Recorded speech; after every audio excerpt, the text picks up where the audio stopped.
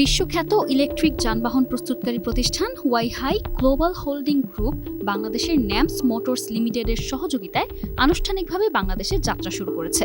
এ উপলক্ষে বাজারে উন্মোচন করা হয়েছে আধুনিক প্রযুক্তির দুটি ইলেকট্রিক স্কুটার স্পার্কি ও থান্ডার।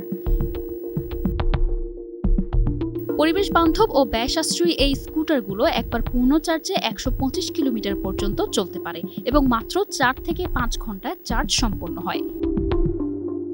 ন্যামস মোটরস লিমিটেডের পরিচালক major general AKM Abdur Rahman বলেন, ওয়াইহাই এর এই উদ্যোগ পরিবেশ সুরক্ষা এবং নাগরিকদের পরিবহন ব্যয় হ্রাসে একটি গুরুত্বপূর্ণ পদক্ষেপ।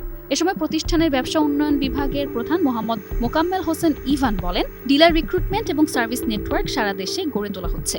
স্কুটার দুটি এখন পাওয়া যাচ্ছে ন্যামস মোটরসের উত্তরা ফ্ল্যাগশিপ শোরুমে। News desk, ২১ television.